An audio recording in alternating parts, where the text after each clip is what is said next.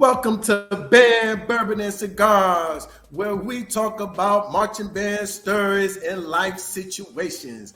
I'm your number one drum major of the podcast, Mr. Reggie Anderson, baby. Hey, we also got the rock of the podcast, Mr. Herb Lenoir himself. That's right. Hey, look at that pretty smile. Y'all see it? Y'all see Fancy? Look at her looking beautiful as usual. Hello, Miss Fancy. Miss Fancy, listen here. We got somebody on the podcast today. He hails from Chicago, Illinois. Graduate from Kentucky State University. But he learned his percussion skills just through life. He started through life. And he got his Bachelor's of Arts from Kentucky State University too, and specialized in percussion. He received his master's in music education from Eastern Kentucky University, served as section leader and the award-winning Mighty Marching Band. Hold on. Let's rewind that because I read that wrong, folks. He served as section leader in the award-winning Mighty Marching Thoroughbred Band. He's a member of Kappa Psi National Honorary Band Fraternity. Also a member of Kappa Alpha Psi Fraternity Incorporated. He's the director of bands at Oak Park School District for the Oak Park Marching Legions. He volunteers as music instructor for the local youth and serves as a musician in Kentucky, Cincinnati, Detroit, and Chicago. Oh, this boy moving around. Okay. All right. He's committed to changing the community one note at a time by encouraging students through his music, words, and actions that can overcome even the worst challenging obstacles in life. Ladies and gentlemen, boys and girls, I give you, drum roll, Mr. Joe Atkins. Hey, welcome. Appreciate y'all. Thank you. I felt like I was gonna get into the NBA game or something, man. Right. Yeah. Hey, that's it. Got to keep it charged, dude. Got to get it charged, man. Got to get it charged. Hey, man, we happy that you here. We thank you that you jumped on this podcast with us and stuff like that.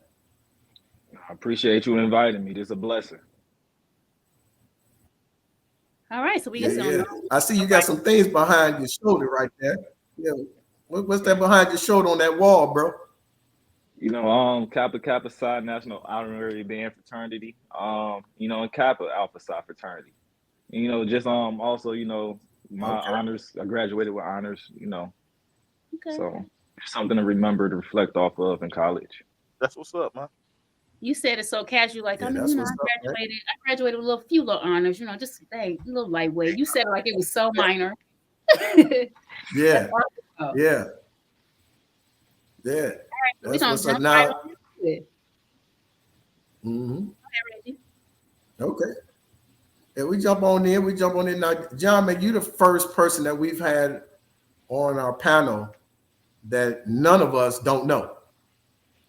But we know that you went to Kentucky State University and you was in the marching band there. So, saying this is the young pup. We got a young pup in the house and things like that. So it's gonna be very interesting to pick your brain, man, to see what y'all was doing up there when the old cats wasn't around and like that. Yeah.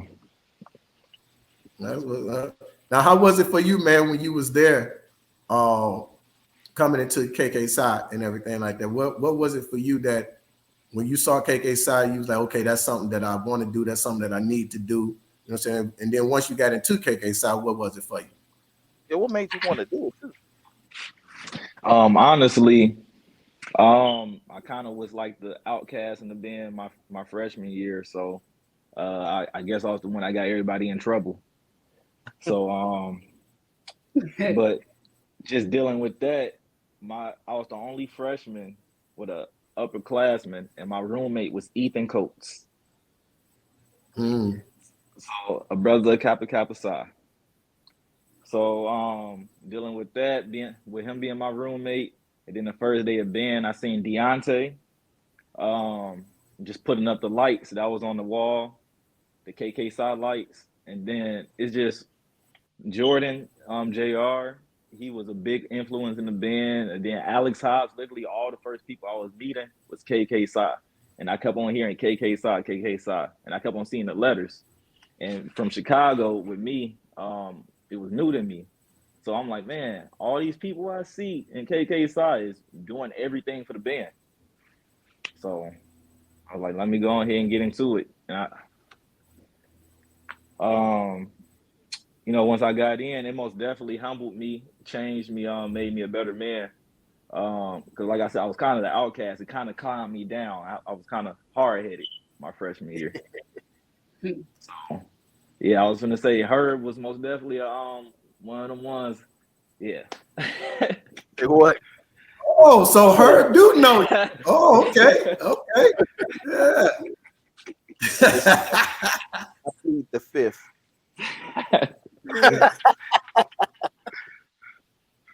That means you understand it the right way then. That's what that means. You understand it the right way. Yep. That's all it is.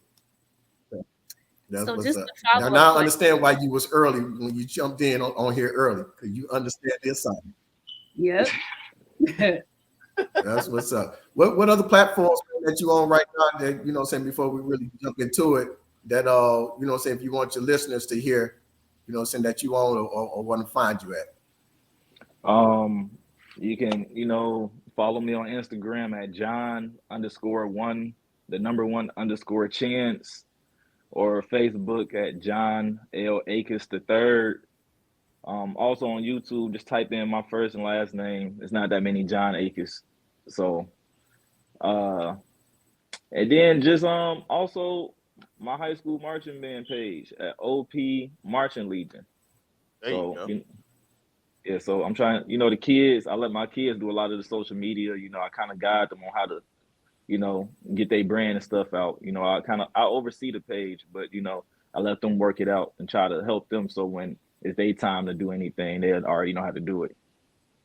So. Oh man, that's dope, man. You know what I'm saying? I always wonder how this age with social media and stuff like that, how is that working with marching bands now? Because it should be hand in hand now, you know what I mean, by now, you know what I'm saying, especially to get that brand out there to become a brand. It's all that.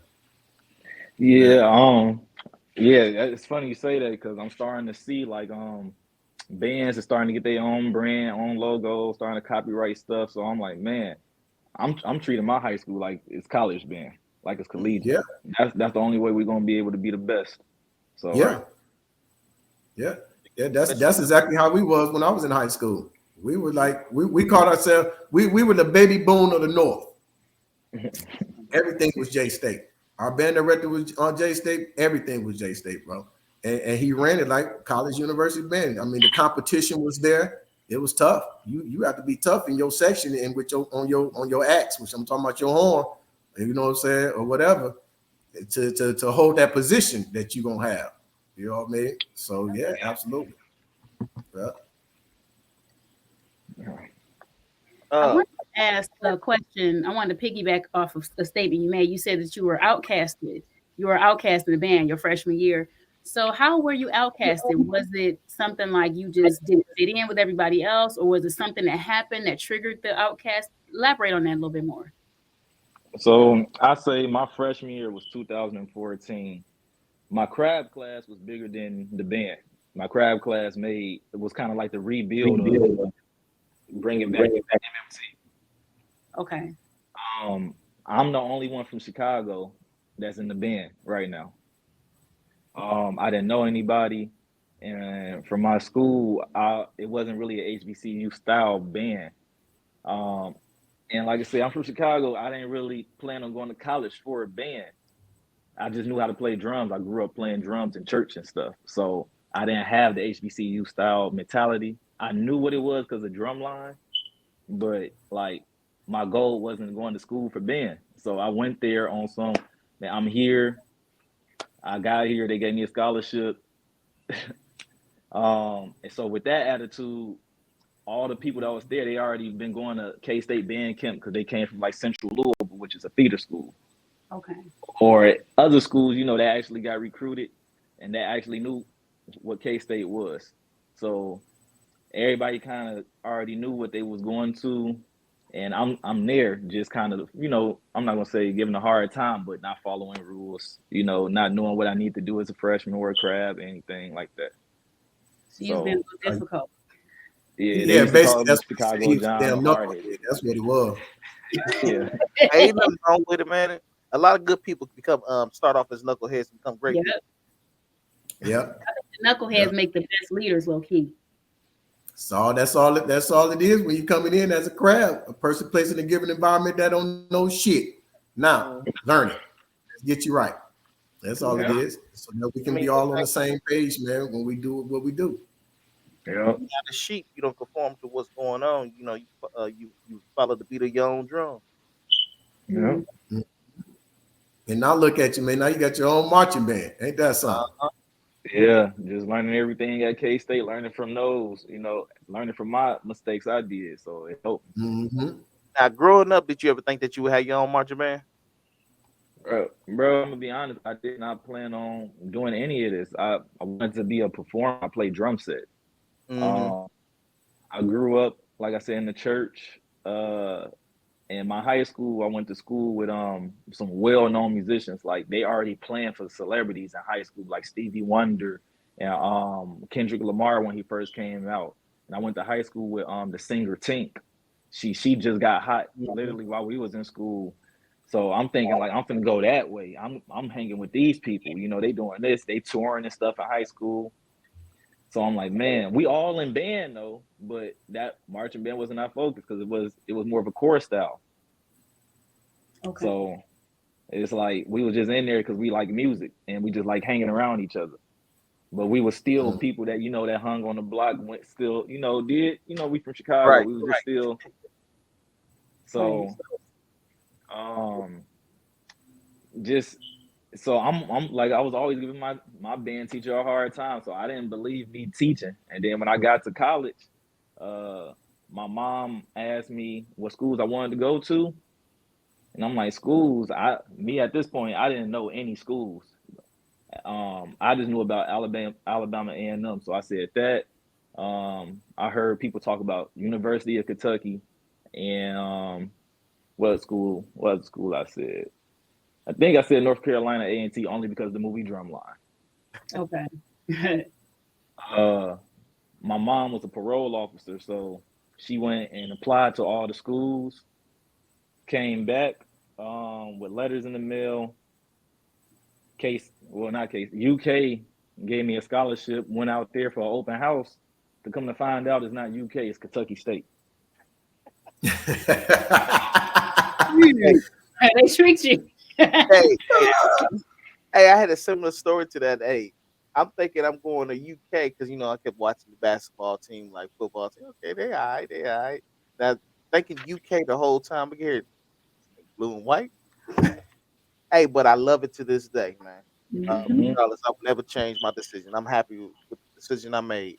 I mean, I'm glad, and to be honest, I'm actually glad I didn't go to UK because it's a whole different world. And me coming from Detroit, world I grew up in is definitely not a UK world.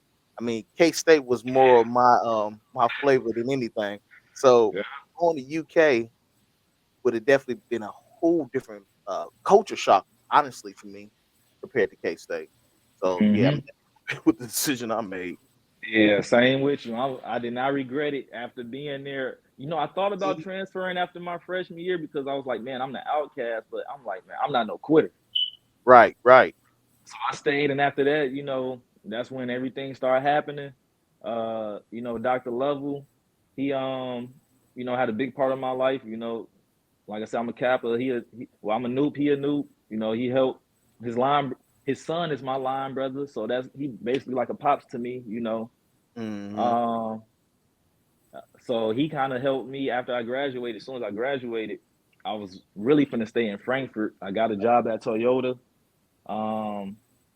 And I was gonna be the percussion advisor for that next year since I graduated to help out Griff and stuff. Because I still wanted to do music. I wanted to gig and try to pursue that. And Mr. Lovell just called me. Was like, "Look, I got a job for you.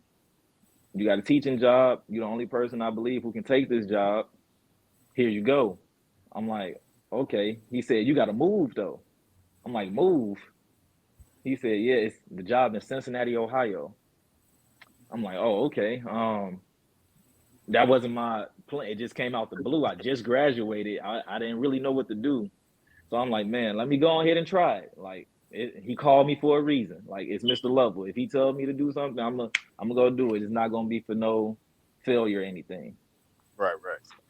So he honestly went out there, sat in the interview with me, drove out there with me to Cincinnati from Frankfurt, all that, and talked to them. And I got the job at Purcell Marion in Cincinnati, Ohio. I was there for 3 years.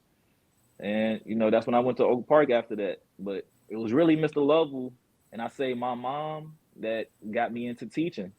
My mom forced me to go to school. My mom forced me to major in music ed. My mom was like, you the one who going to be doing this. And then Mr. Lovell, the one who forced me to go move and start teaching. So, and I'm like, it just all came in a full circle.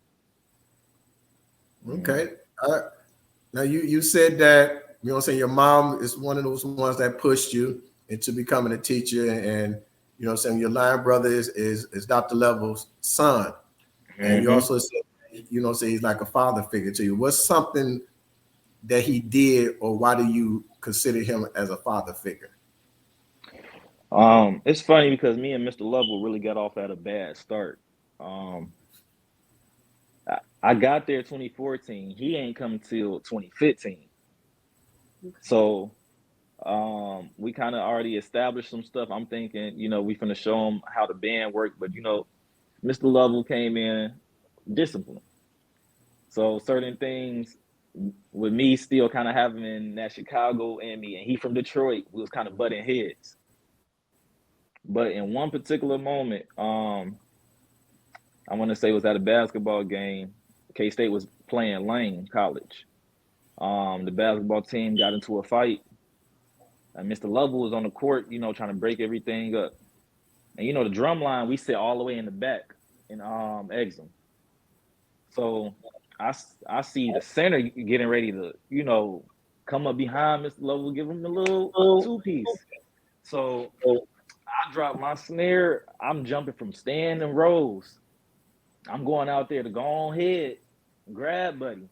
Next thing you know, Mr. Lovell see me running up, and he see the whole band chasing after me, trying to grab me. So just imagine the whole seat just moving from them stands, going to the basketball team. So the basketball team looking like, whoa, what's going on?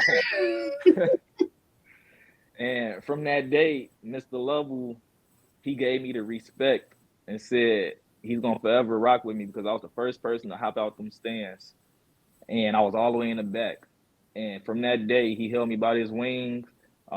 He brought me into Kappa. I can call him for any band advice. Like sometimes I'll be nervous at a battle. I'm not gonna say nervous, but I had second thoughts. Like, man, what's my routine? What's my strategy for this battle? And he'd be like, man, you got it. He just talk to me, get me level-headed. So he just real respect. Like I said, he drove all the way to that interview with me. That was like a 2.5 hour drive, and he did that at least 3 times. Yeah. Wow. Like I'm real close with his family. That's what's up. That was up. Always invite me, and Mr. Lovell was one of the first band directors at Oak Park. Mm-hmm. Hey, I got a question for you. So, yes, sir. How was the transition switching from core style to traditional? For me personally, I'm not gonna say it was too hard because I didn't get that deep into the core style. Because we kind of gave my band director a backlash because we wanted to do HBCU style. Okay. When I got in high school, that was kind of my first beginning on marching band. Like I said, I'm a drum set player, so Right. I had to understand marching band. Mm-hmm. So it took me a good 1.5 years to understand that. And then when I finally got into the marching band core style stuff, I got it, but I didn't really intrigue into it because we were still trying to implement HBCU style band a little bit. So transitioning, it was easy, but the only thing that was hard for me was trying to transition from that harness to a leg strap and snare strap. Mm-hmm. But other than that, that's what band camp was for. So yeah, there you go. Absolutely. That's where I met you at, man. Was over Dr. Level's crib for the first time. It's the first time I met you and stuff. He introduced us and everything like that. I was like, look at this little pup over here, man. This little guy so laid back and chilled and stuff like that, and quiet. Well, you ain't quiet. I'm looking at you now. You ain't quiet. I guess you just got to be around and warm up to folks, man. All right, I got it. It's that, but I learned my lessons pretty early. I kind of did all my stuff, in high school, so I hung around older people all the time. Mm-hmm. And that's one thing I can say about Dr. Level, man. You know what I'm saying? People say a lot about it. You know what I'm saying? And level can be level. You know what I mean? But underneath it all, man, you know what I'm saying, the help that he will do for anybody, especially somebody that, you know what I'm saying, he rock with, you know what I'm saying, he will go above and beyond. He's the only band director that I know of that recruits the way that he recruits. You know what I'm saying? This guy was going out on his own dime. He and I would be out at the cigar lounge, you know what I'm saying, kicking it and chopping it up, smoking a cigar, and he'd be like, oh, I'm about to jump on this road, man, and head to so-and-so to recruit. Like, bro, it's 1 o'clock in the morning. What are you talking about? You're like, hey, man, I got to get it done. You know what I mean? And that to me, man, was a lot, you know what I'm saying, and respect. Because, you know what I'm saying, no matter what you out here doing, you still want to recruit for this marching band and things like that, especially for Kentucky State University. So I always gave him, you know what I'm saying, hats off, man, for that type of energy that he put out to try to get students to even come to Kentucky State University. Yep, most definitely. So how would you typically characterize your personal or your professional persona? You seem like it's two different people. You got about 2, 3, 4 different people inside you. So put one on them out. Just one of them. It's funny because that's exactly how I kind of look at it. I look at it from, it depends on the event, certain things, because I'm a very versatile guy. If I say I could do something, I can do it. The only thing I probably can't do is swim. So, but I look at it like, should I look at it from the street point of view, education point of view, or that person point of view? Like sometimes you got to get to know somebody to, be able to control the situation, control what you want to do. I'm not going to really say control, but to be able to have everything handled. Okay. So, I got that calm person, making sure you're okay. But most of the time, one of my favorite role models is Kobe Bryant. So, that discipline, that work ethic, him being strict, but he cared for you. You know what he's saying is for the best and it's going to make you above. So I got that. And then, like I said, I kind of got the street point of view, like, hold on, let's do it this type of way because I know this person might do this. You got to think outside the box or, So, yeah, it's kind of. Hey, trust me. I get you. Especially her get you. Her got about 5 different personalities too. We're trying to get him to 10. I can't get him to 10. Maybe you can get him to 10 because you was there when he was on 10. So, you was there too. I'm the only one that wasn't there. It's about the situation. No face, no case. I mean, like Flo. Herb told me, he said, if we talk about football, he gonna talk more. Come on now. And he'll amp up. That's what he said. I did not say that. Come on, dog. Why you trying to be modest and shit? That's because that's those Sunday podcasts, man. Yeah. So wait, recently, last week we had to wear Detroit Lions gear for Count Day. And I didn't know that the Lions were doing as well as they're doing. So I was like, I don't want to wear that. And I got to talking about it. And then I started going down the rabbit hole of information about the Lions. I said, because I need to know whose jersey I was going to get, whose shirt, what number I was going to wear. No, I don't think the Lions. Right there. That's the one right there. You don't need no more. Barry Sanders. That's right. Barry Sanders. You don't need nothing more. I couldn't find a Barry Sanders, but the one I did buy was number 22 or 24. Last name was Goff. Oh, Jared Goff. Oh, yeah. Goff cool. That's the quarterback. It was a young black guy out of Atlanta. No. Goff. what was his name? Anyway, I just remember. Golf white guy. He the Yeah, quarterback. it was between those two, between Golf and somebody else, and I can't remember the other guy's name, the one I actually bought, which is crazy. How do I not remember the one who I bought? But I bought his because he was out of Atlanta. He was a young guy, and it was things in his story. Because I'm sure most people don't do this much research when they go to buy a T-shirt, right? But I needed to know who I was representing. But based on whatever it was I read in his storyline, I was like, yeah, this the one. But I was leaning towards Golf all before I bought that shirt. That's why I can't remember his name right now. But why was you leaning towards Golf? I don't remember what it was. Whatever it was, I remember something in the other guy. Now I need to know the guy's name. I'm gonna have to look it back up. Hold on, y'all keep talking. I'm gonna look it up because now I need to remember. I'm on third ground. Let me see. Detroit Lions. Yeah, that's probably who it was. Probably. Yeah.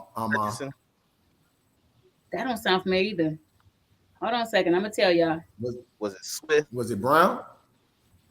No, those are too common. It was something. Montgomery.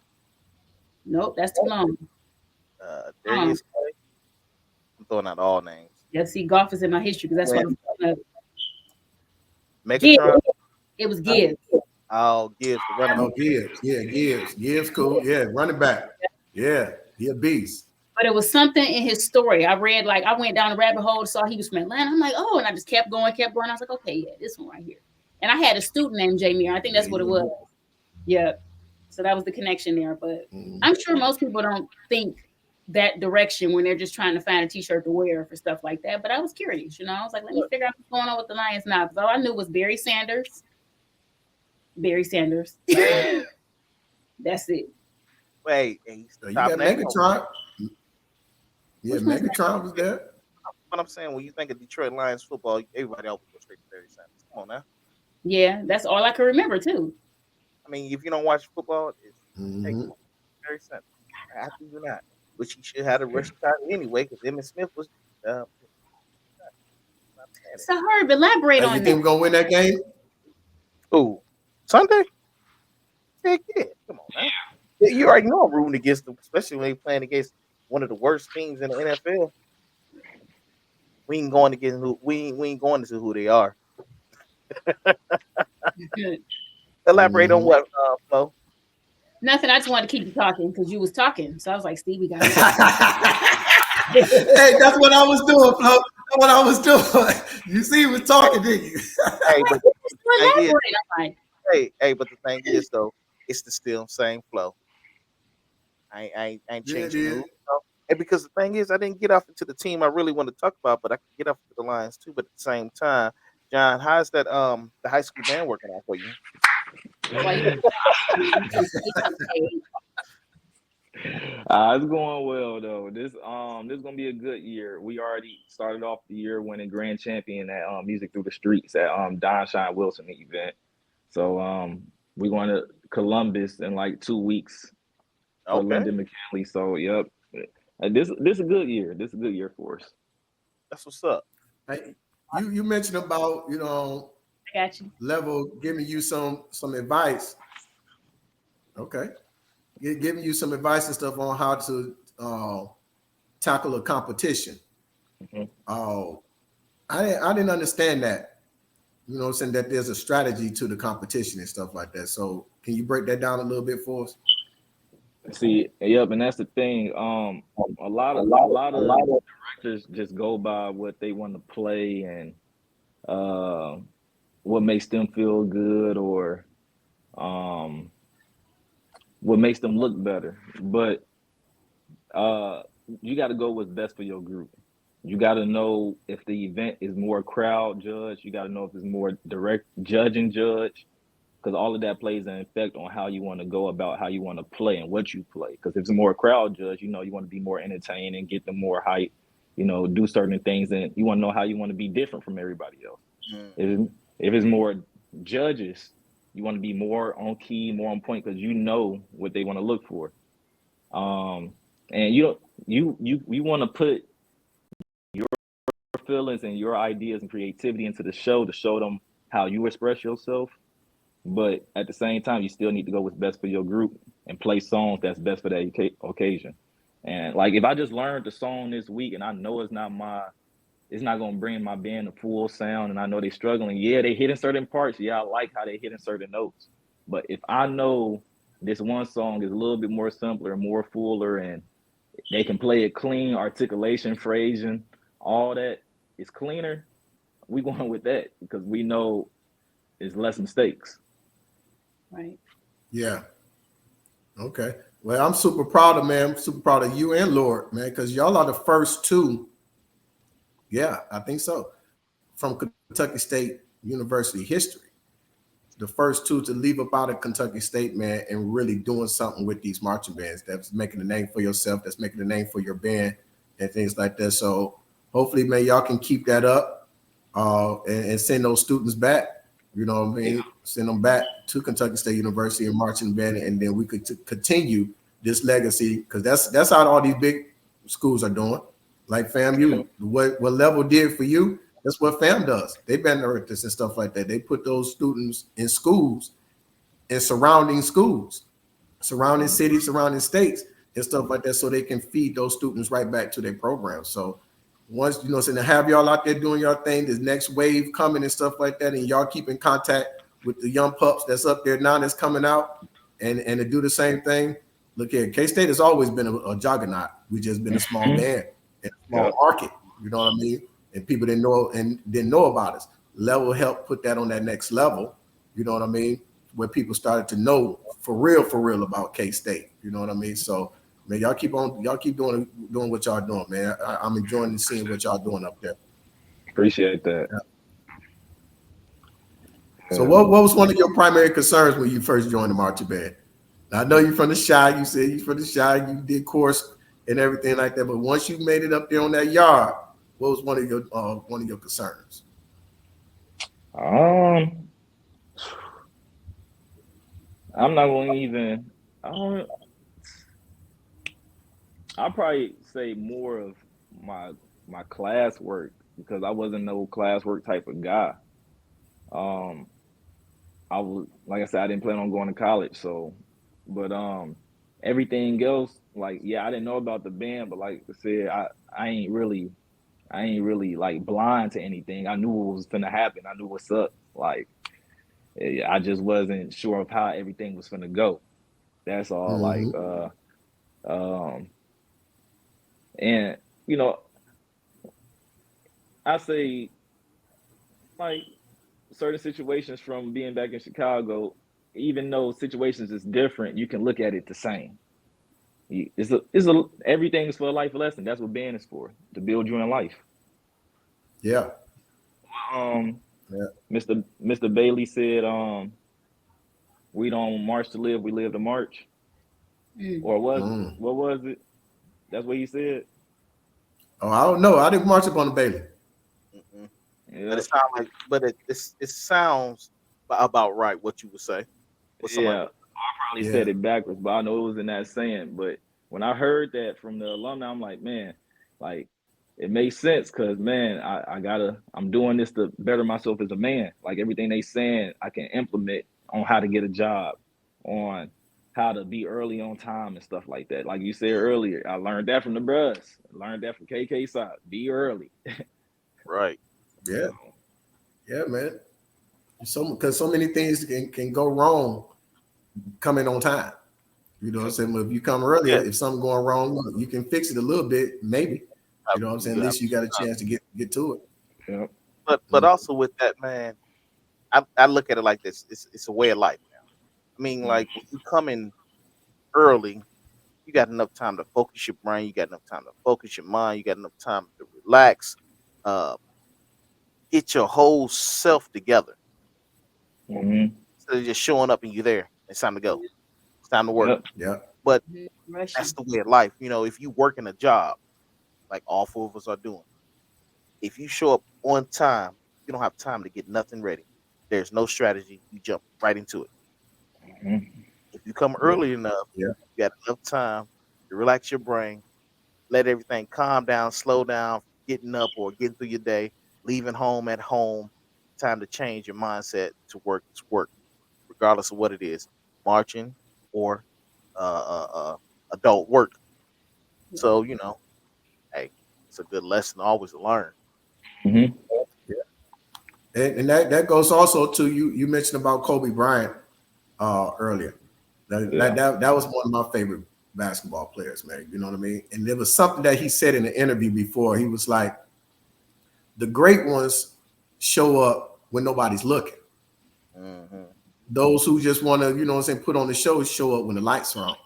Mm-hmm. And I took that, bro, and used that thought process. You know what I'm saying? When I was in marching in the marching band and stuff like that, like, okay, that's let me know I have to practice even harder when nobody's watching. Because I do it when nobody's watching, and I'm going hard when nobody's watching. When I do this out on the field, it comes easy to me. Mm-hmm. The whole production is easy to me. I understand exactly what's going on at every point instead of just showing up on Saturday and then I'm just jumping out there on that field. Now I'm out of shape. You know what I mean? Don't know what I'm gonna do. What's what? Who's looking? Where to go? Where the band director is? You know what I'm saying? It's so much stuff that's going on out there on that field that you have to know. You know what I'm saying? Especially being a drum major. You know what I mean? Yeah. And you just showing up today just to shake your booty and for the crowd to scream. Nah, it wasn't that for me. It wasn't that for me, man, because that's gonna happen. All those things gonna happen. You know what I'm saying? I'm more so into the psychology of the whole thing. You know what I mean? So yeah, that's what's up, bro. But to each his own, you know, some people like to go out there and just shake their booty just to get attention. Yeah, Maybe that's yeah. get attention, you know what I'm saying? Some people Yeah. wear But the that's why shirt. that's why they're not one of the greats. Right. Some drums just like to shake their booties. Yeah. You stupid. Or You blurred out over there. huh? You blurred out over there. oh, she pointed at you, heard. Oh, she pointed Nah, at you ain't you. gonna find her shaking those. You ain't gonna No, find you her doing that. nah, I ain't You ain't shaking gonna find her doing that. John, that be Nah, you you? ain't find her dancing. You shaking your booty in my front of the crowd? Nah. Who? He hesitated. It be John. It be John. Nah. John. Listen, gangsters don't dance. They He said gangsters don't dance. gangsters People out don't there doing dance. that Hey, that's her right there. That's her. We boogie. Hey, I'm quite sure John will tell you. Man, yeah. John don't seem like the type of dude that dance much. He like he might just bob his head a little bit. Yeah, that's what I be on for real. I be chilling. Yep. That's her right there. There you go. That's her right there. Looking like Stevie Wonder. Now, there's one song. There's one song. If you want to get him up, he still ain't dancing. If you want to get him up, he getting up. It don't matter if I'm on the dance floor or not.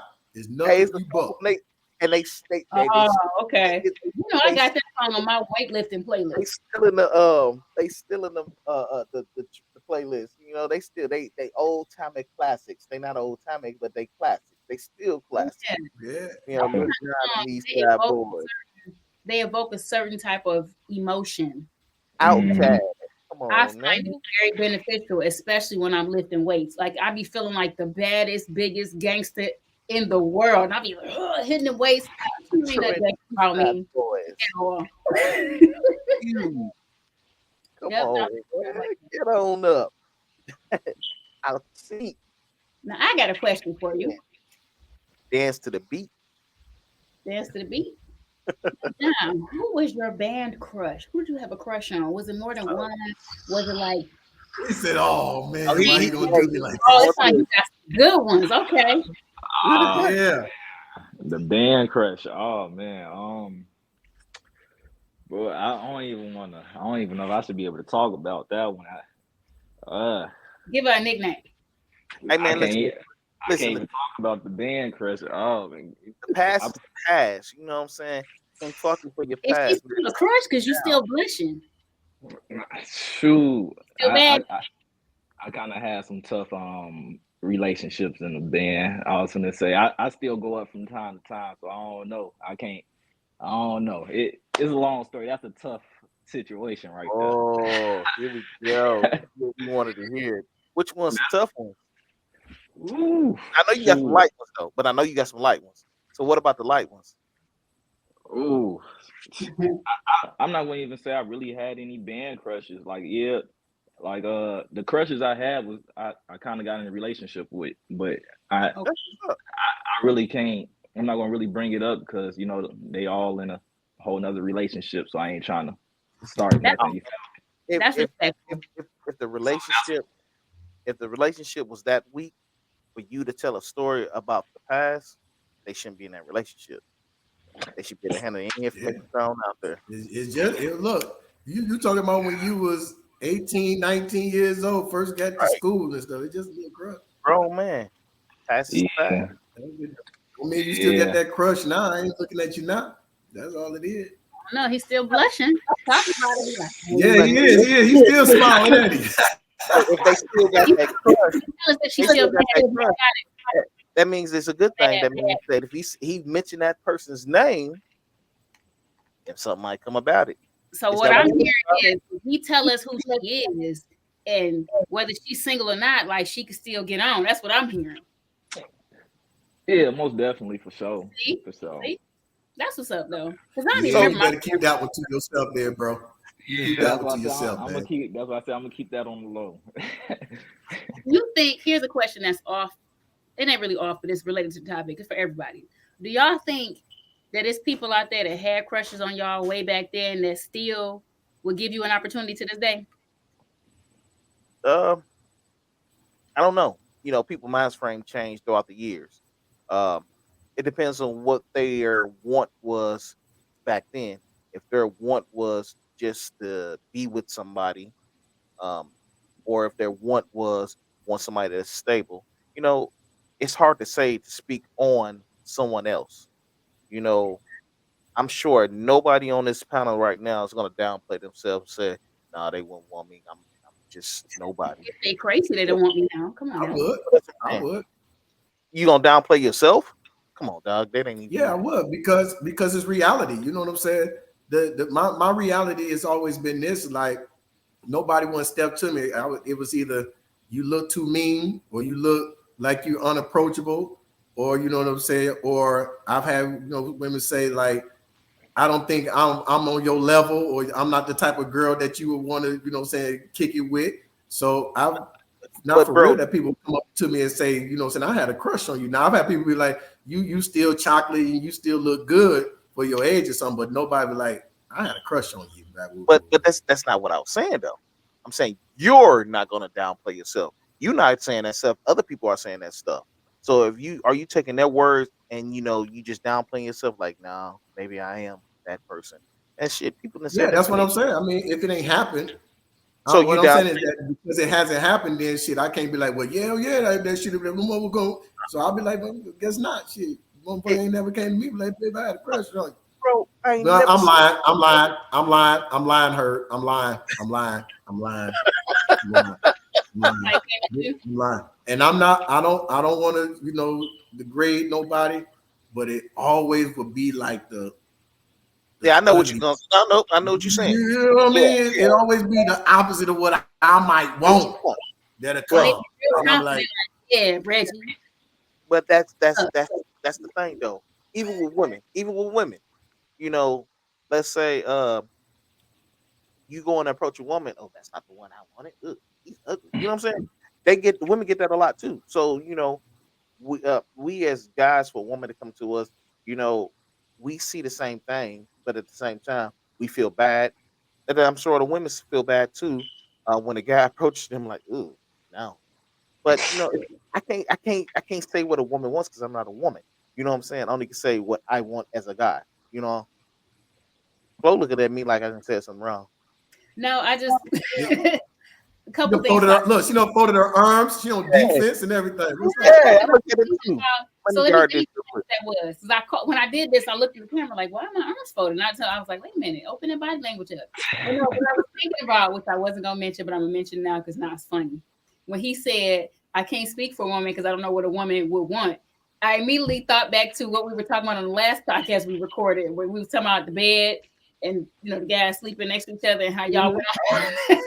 Yeah, about I ain't sleeping in the bed next to no guy. Oh, so yeah, that's right there. And then I started thinking about how, as confident as I may portray myself, I don't approach guys. I'm extremely nervous to do that. there's a lot of women that don't approach That's guys. what I do.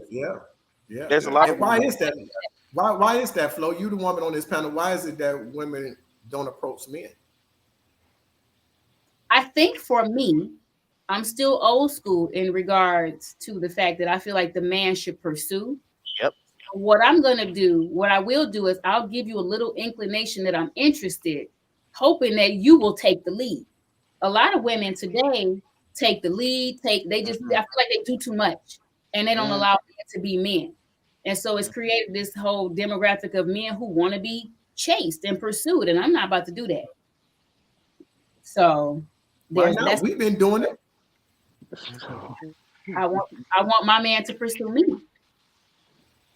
Okay, I mean it ain't wrong, ain't nothing wrong with that. But that is the question, like you know, saying why we always have to pursue, and then y'all be playing them up for games, like long-term games and stuff like that. Like, why do we have to even go through all of this? If you feeling me, I'm feeling you. Let's get it cracking.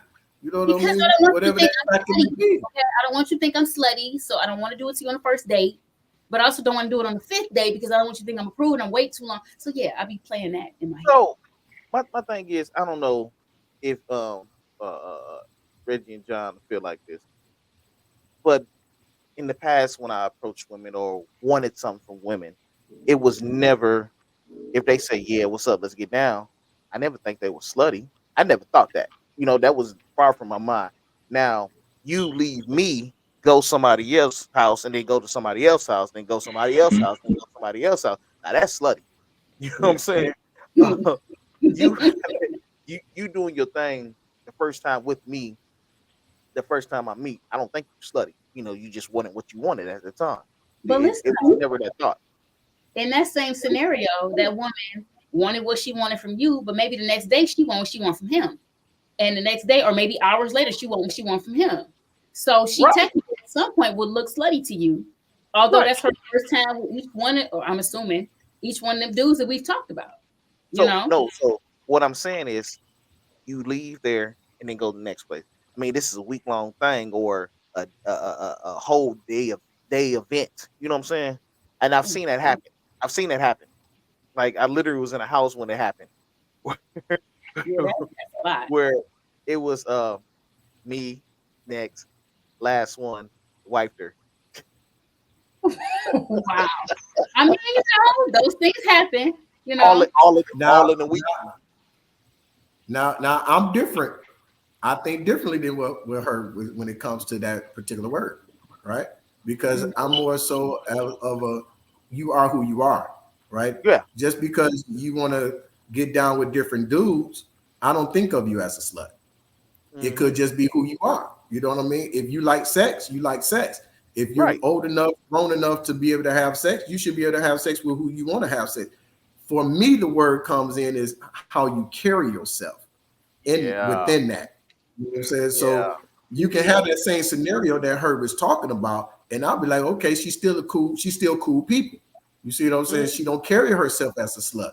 But if you out here being a thought, you see what I'm saying, and just being loose with it, that's a different flavor for me. You know what I mean?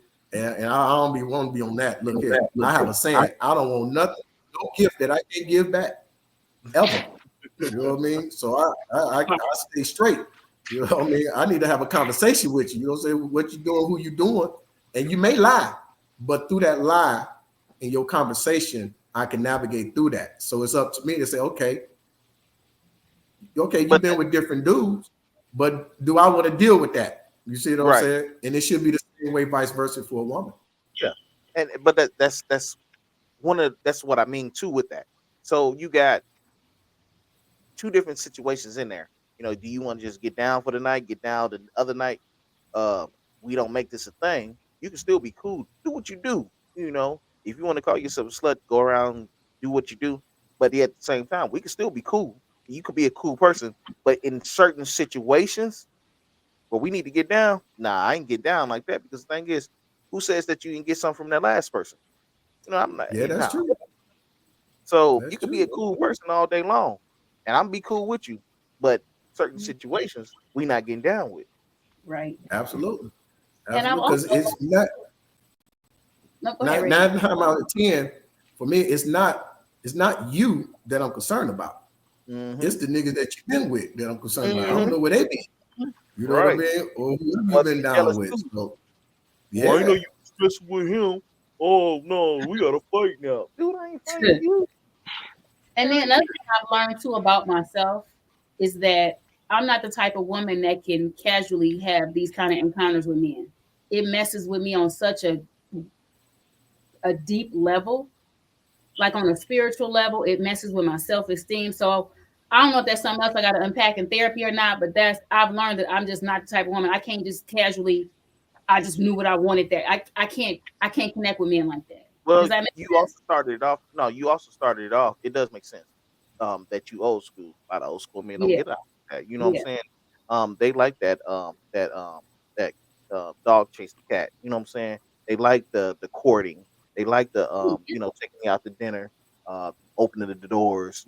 Getting me chocolates. Get me some roses and stuff like that. I mean, like that's respectable.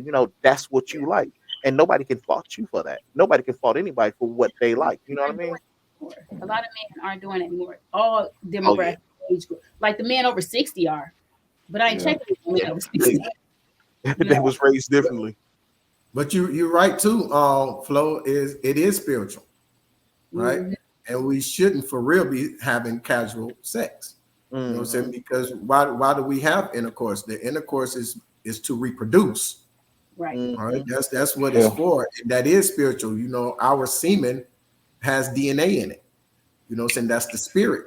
You know what I'm saying? That's coming into you. There is this Juanita Bynum. She did a whole series years ago on No More Sheets. You can find it on YouTube too. It's called No More Sheets, and that's what it's talking about. It's like every time a man ejaculates inside you as a woman, he's leaving his DNA. You Yeah. become part of him, and that's why you stay connected to this man and everything like that throughout the years. You know what I'm saying? You might end up married, you might end up whatever, then you be like, but shit, I sure remember so and so. Yeah, that's because his spirit is still with you. You know what I mean? So you have to get beyond that, and so that you find your real spiritual king. But if you out there just ejaculating in every woman, you got problems anyway. You going strap up. Hey, Fire hose. What was it They rolling? go tear, they go tear. I mean, like, come on, man. Yeah, You got kids out there every day. Like, if You you just you out here, might though, bro. but that's what I'm saying. That's stupid to me, man. I mean, like, this is not gonna be the woman you want, and then she turned out to be a crazy, or the dude might turn out to be a crazy dude. Now, y'all both stuck and with each other for the rest of y'all lives. right. There's nothing that y'all have in common. I mean, hey, come on now. I, I used to tell my Man. students that, especially the boys, and I would tell them, like, y'all are special too. Protect your body. Don't give everybody access. And they would look right. at me like I was weird. I'm like, no, but think about it. You're not cheap. You're not loose. You're not easily accessible to everybody. Don't treat your body like that. And they would kind of be like, okay. I'm like, yeah, and that's just not just for the ladies, it's for you too. And if the men start to Yeah. recognize that they are special and they are the same messaging we give to women, maybe men will be less willing to just hook up with whomever, like you said, the analogy you gave with I pictured the fireman with the fire hose just shooting at everything. You know, maybe men will be less apt to want to do those kinds of things. They're gonna be like, hey, I'm a king. I ain't about to be out here with you, peasant. I don't know So who. what you said was, it always disturbed me. Um, the definition of the word cheat concerning a mate or the person they're involved with. The word cheat is that person's definition. So let's say I love McDonald's. I can't stand McDonald's, but I love McDonald's. I want to eat a Big Mac and a fish sandwich every other day. I prefer that for breakfast, lunch, and dinner. You know what I'm saying? But Mhm. the woman, she want lobster. She want uh, shrimp scampi. She want escargot. She want scallops. All this. Is it cheap for him to take her to McDonald's and she feel like he's a cheap man? I But think it's that a discussion would need to be had between the two of them before they establish what's considered cheap. Because actually, the last date that I went on early this year, we went to the drive-in movie theater in Detroit. Reg, you know where that is. that's We what's went to a gas station at the corner of whatever that street is by that drive-in. They had chicken in there. I got gas station chicken. We went to drive, and I had the best time of my life. Guy told me, he was like, I didn't think you was gonna be down for nothing like that. I said, why? He said, because it's all gas stations, kind of cheap. I ain't what you think. For me, it was about the time we were spending. Where a lot of women, I'm not one of those women that's like, oh, you can't take me to Applebee's or what's them places. Remember, there's a whole list of places that girls don't really take them to. Cheesecake Factory. Cheesecake. I don't enjoy food because food is not the center and the focus of my life anymore. You can take me to Barnes and Noble. We can go to Starbucks. We can go across the street and walk the park, the track at the park. It's time, And so a man will look at me and judge and say, oh, she don't look like the type that'll do X, Y, and Z. But if you have a conversation with me, then you'll know, oh, she'll be down to go. And it's not that I'm cheap. It's just that my priorities are different. Spend some time with me. Don't throw money at me. I'm not rich, but I can go earn my own money. Spend some time. Because you can't get time back. You can get money back, Well, I'm with you on that, Flo, because fucking with me, I'm taking your ass to the cheapest spot off rip, and I ain't asking you shit because that's gonna let me know what type of woman you are. If you materialistic or not, you see what I'm saying? I'm gonna be like, money. And that has become one of the big problems, man, out here right now is that everybody thinking, woman talking about where's my bag? Where the bag? He gave me a bag.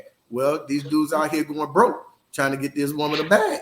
Yeah, you keep being broke. My money gonna be right in my pocket. You know what's going on. You know what I mean? Yeah, man, I can't even go to that.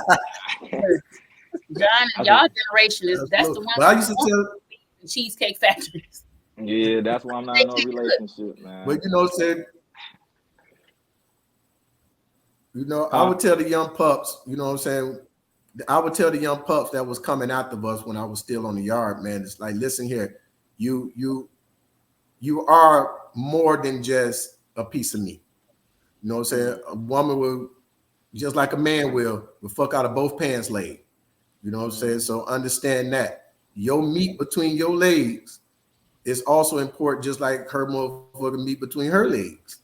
You know what I mean? Just like she can give that pussy to whoever she want to give that pussy to. Guess what? I can give my dick to whoever the fuck I want to give my dick to. You know what I mean? So understand what, like Fancy was saying, that, you are important too in this relationship. Just because she says, okay, I'm ready to lay down with you, don't mean that you have to lay down with her. You know what I mean? It is because you don't want to get that gift that you can't give back, homie. You know what I mean? You never know who she been with. You know what I mean? So always be careful out there. I say make her earn it too. She making you earn it, you make her earn it. And tell her, like, oh, I ain't about to go to bed with you because you think I'm cute. That'd rock their world. They're like, what? Turn me down? Absolutely. Says he got self-control. A man with self-control, I love it. Yep. There we go. We get into some shit right now, boy. We get to that woman psychologist when I'm talking about, boy, you about to put the pimp game on for us, man. A man who could tell me no, like if I'm all trying to go there, and he like, nah, babe, I just want to wait. Okay, I'm gonna cover myself. Wait. Yeah, that's why I try to tell my man too. And I'm gonna follow your lead because I'm like, oh yes, he said. Yeah. So, you run into them gay women like, oh, you weak. I'm out of here. But it's just who you chose. You know that personality. Well, I guess you think you know that personality before you lay down with him. Yeah. So, John, man, what's something that motivates you to achieve greatness? Honestly, just not wanting to go back to where I came from. I already know what failure is like. Always kind of, like I said, I got through my stuff kind of early. I had experience, kind of some bad stuff growing up, or like not being able to accomplish the goals I wanted to meet early in life. So I kind of faced that embarrassment early. So it's like I kind of already know what to do. That and like I said, just seeing people like Mr. Lovell, the way he came up, I'm gonna say you can't really knock what people say about him because his rep is like he got a great resume. And just I've been around a lot of people that's been great. For instance, just being in the band room, hearing Reggie name offhand, just saying he's one of the best. Just being able to hear that, and then I play drums, like I was saying, Paul Woods, being able to meet him because he's one of the best. Randy Bailey, somebody BG, just being able to hang around people I knew who was great, and I'm like, man, I'm placed in this room for a reason. So that's what's up. That's what's up. Like Well, we had the situation, man, where we put some smoke in the air. All right. Now, you know what I'm saying? I don't know what you smoking, but you know, I'm just saying. We gonna put some smoke in there with these cigars. I got mine. You know what I mean? And what we do at this segment, John, man, is while we smoke our cigars and everything, man. You know what I'm saying? You tell a story, tell us a band story or something like that, being that it was middle school, high school, college. You know what I'm saying? Anything, you know, it could be funny, it can be serious, or it could be bow, chicka, bow, bow. You know what I mean? Now we say, don't say no names. You ain't got to say no name. But if you want to say the name, you can say the name. But, you know, it's on you. That's where we at. Bet. What's the story? I'm trying to think. So I know Mardi Gras. Yep, Mardi Gras. What year was this? I had just pledged Capital, so it had to been spring 18 because I pledged fall 17. Yeah, so spring 18 Mardi Gras. I just got back in the band, whole different situation. Mr. Lovell, me and him got into it about something, so he made me take a break from the band for like a month or two. Just got back in the band, getting ready for Mardi Gras. We down there. It's the Noops. We had some of the Qs down there with us, and KK Sa was with us, a few members from everybody. So we all hanging down on the street, you know, after the parade and stuff that we just did. Well, so we enjoying our time. You know, when you on the street, you know, you're gonna see the strippers and stuff down there. You're gonna see everybody throwing the beads and stuff every so often, or you just gonna see a little bit of everything. You're gonna see a little bit of everything. And one of our homies that was with us, it was one of the Qs. Next, we just turn around, we looking for him. Next, you know, he in handcuffs. We like, hold on, what's going on? So turn that way. Yeah, man. So the police was like, yeah, he tried to give an edible to an undercover cop. Oh. Damn. He didn't try to sell it though. He just tried to give it to him. Oh man. It was either he tried to sell it or give it to him. Either or. So either or. We like, man. So, you know, he went and cuffed him up, took him out. So it's about like at least 8 to 10 of us in our little group that we hanging out with. So we like, man, because curfew was in an hour. And we know Mr. Love was not playing that. You know, we the Noobs, you know, he on that with us. We the first line back to bring. So we like, man.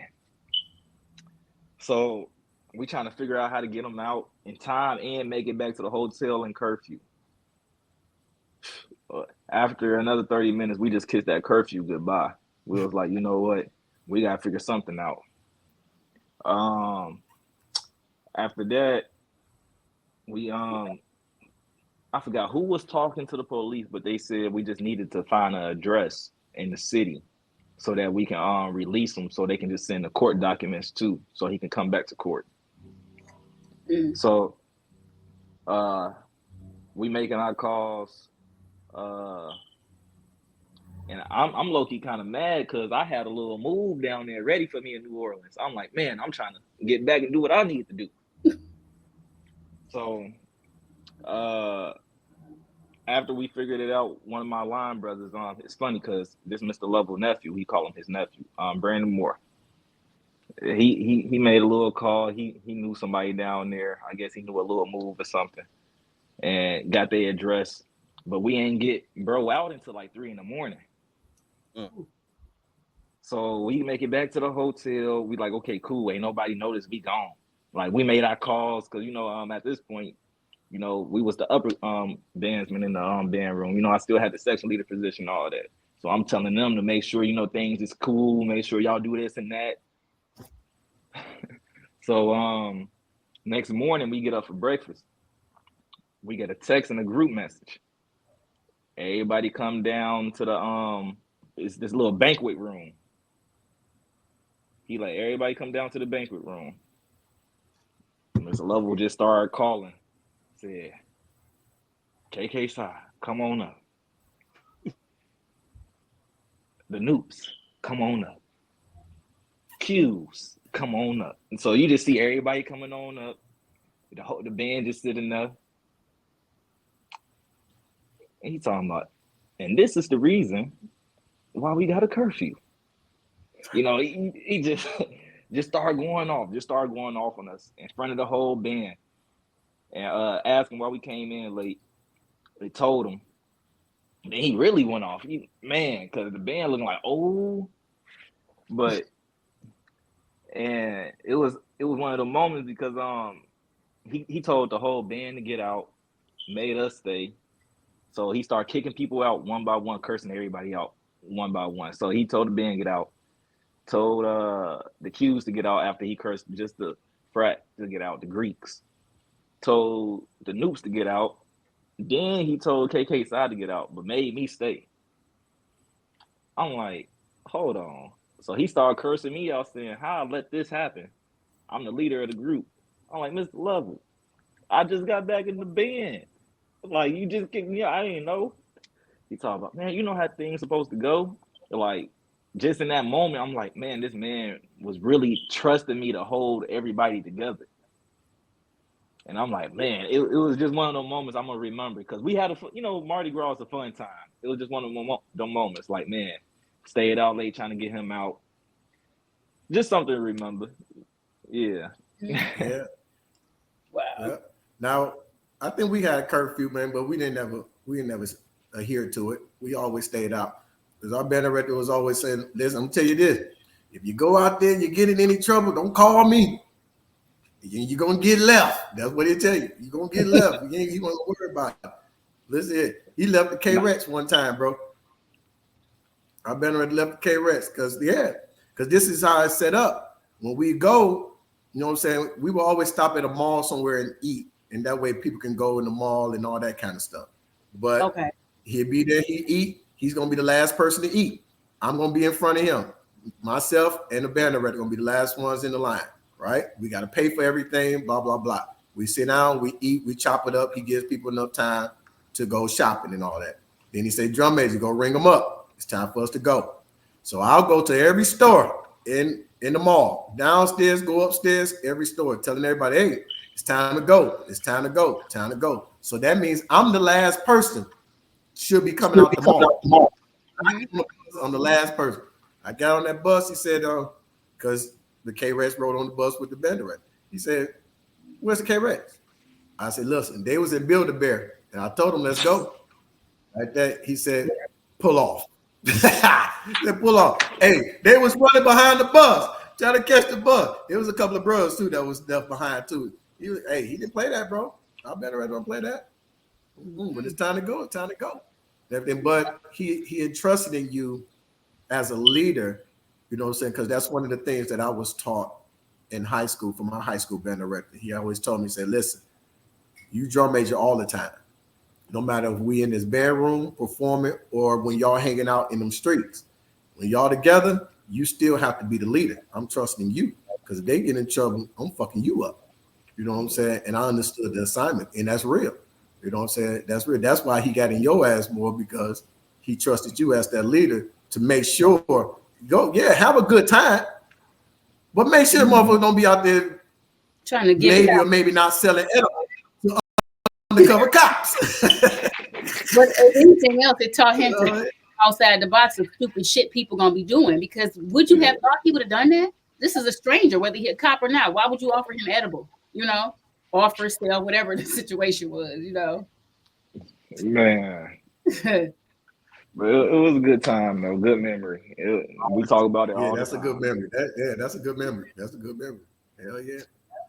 Hey, but that's just like the bros, always going to jail. Go to jail. Post and bail. And smoking black and mild with my brother. Cause it's the same. Man, bros always going to jail, man. Always. Yeah, right. So is there an interesting story about a specific I said that word right. Panel member that you'd like to share?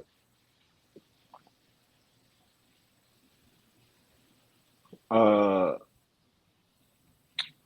story about one of y'all. Mm-hmm. I was gonna say, I know the one that come up in my head about her. That's a whole nother story.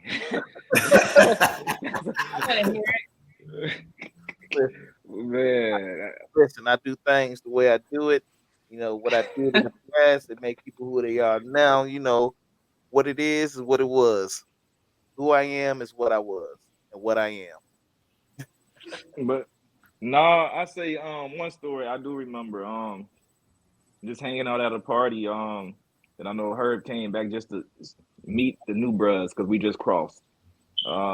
Just to hang out with us as bruhs outside of all the other stuff. And just him sitting there talking to me. I don't know if he remembered, but it was late. We were just sitting out there talking, smoking, just getting to know each other. And that was one of the moments I'm like, man, I see this guy. He got that same mentality I got, but right now he chilling, he cool. Like this what I like about it. That's one little moment. Like for you, Reggie, just hearing all the stories, man. Like I said, trust me, your name holds a big weight in the band room. I know when I was there, I still do because I got students in that band room currently.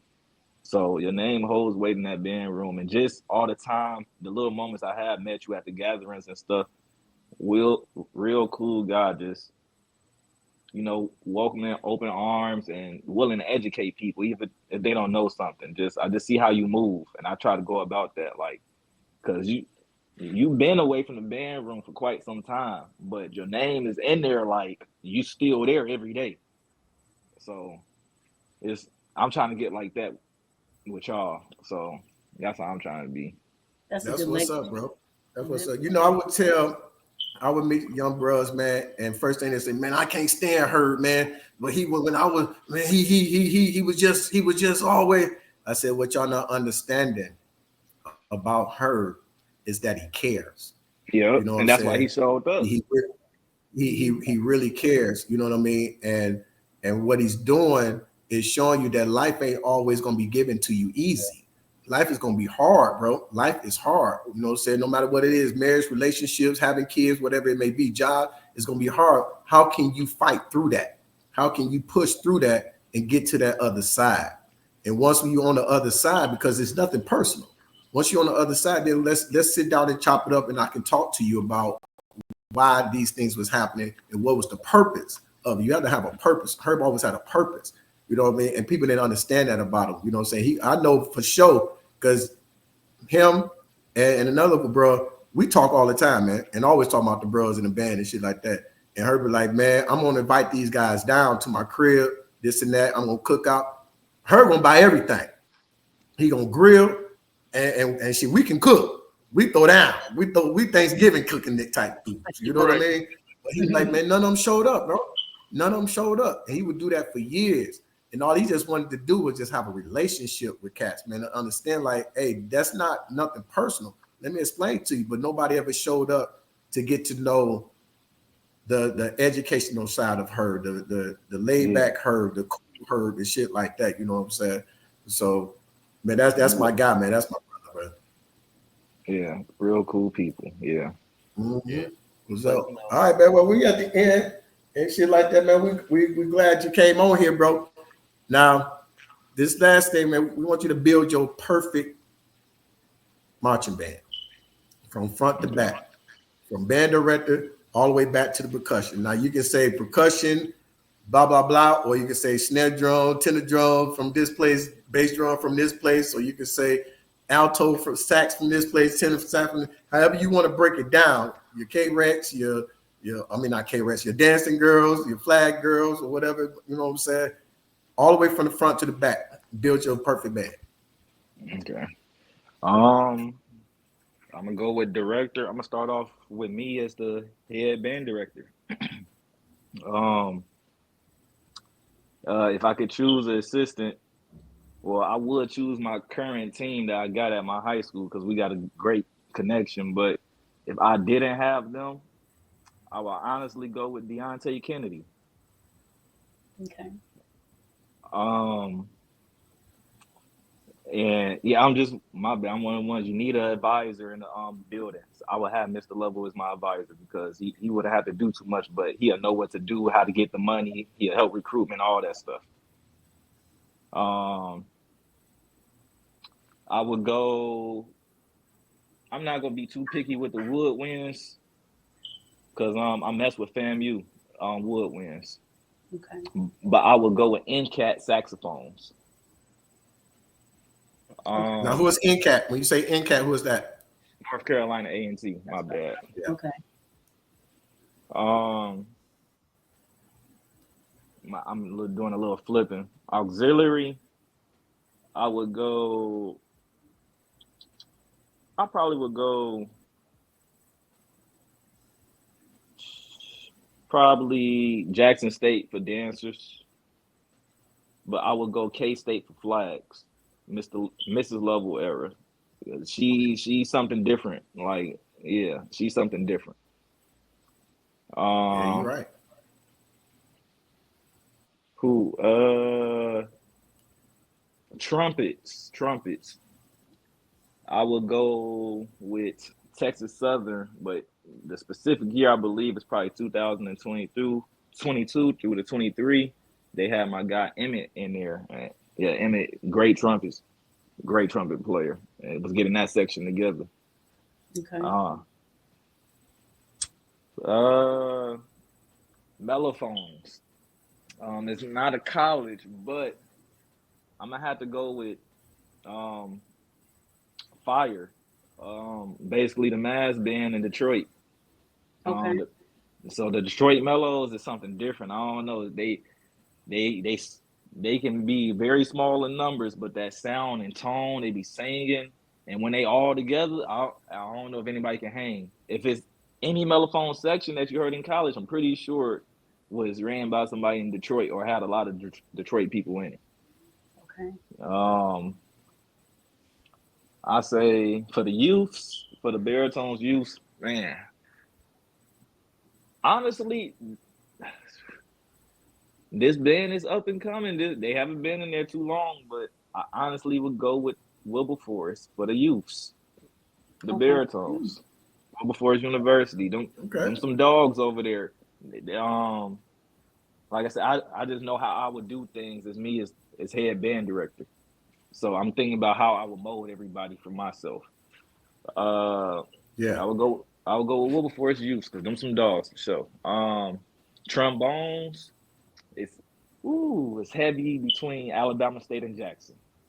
Okay. But I'm gonna go with Alabama State. I'm gonna say tubas. I'm going with K-State or Jackson, but I most likely would go with K-State. Okay. Because they don't need too many, and they most definitely got a full sound and always held it down for years. Now, when you say K-State, who you talking about? Kentucky State University. There we go. Drumline. Now I'm gonna be a little picky on it, so I'm gonna say overall I would want Kentucky State University drumlines, like the name and brand. That's where I'm at. But snares, I would go with Whew. This is gonna be different because I will put them on different drums and different heads. I know they wouldn't like it, but I will go with Wilberforce University snares. Okay. Like I said, they up and coming, but like I said, I just know how I run things. For the tenors, I will go with Talladega or Jackson. For bass drums, I will go with Tennessee State University. For cymbals, I will go with Lane College or Kentucky State University. For quints, I will go with North Carolina A&T. So that'll be my full band. You missing one. Ooh. Your drum major, man. Why everybody always forget about the drum majors and shit? What's going on in this world? My bad. You're right. We ain't thinking about y'all. Shaking out booties. My bad. Everybody skips the drum majors. We ain't thinking about y'all. We producing the music. I ain't gonna. I be so used because I make my drum majors. They direct and they play. Like if you ever watch any of my shows, they direct and do what they need to do for most of the show. But I'm gonna make sure they know that instrument. So I kind of be putting them in the horns. But for drum majors, I kind of want a different style. But I would honestly go with. I was gonna say you can't go wrong with Jackson State. It's like Jackson State drum majors be that for real. But I love Kentucky. You know, like I said, I want to keep my tradition of what I came from. So that's what's up. Yeah. But yeah, man. Hey, we appreciate you, man, for jumping on this podcast, man. You're the youngest pup that we had. You know what I'm saying on here. You know what I'm saying? It's good to get to know you. We got to know you a little bit better on here. Yeah. Hey, man, our phone lines is open all the time. I want to let you know, man. You know what I'm saying? You can call me anytime, get at me anytime. Look, if you want to visit down here in Florida, come on down. You can visit up there in Lex. You know what I'm saying? When you that way, go fuck with her, man. You know what I'm saying? We open door, bro. We open door. We don't be on that bullshit like that. You know what I mean? We want to be with the bro. We want to be with y'all young pups, man. So you know what I'm saying? That's what I love, man. I appreciate you, man, giving this love to us and jumping on this podcast. I'm coming to visit. Come on, Sugar Plum. Come on, Sugar. Milton, go ahead and pass them on. Come on down, Sugar. We have a funky good time.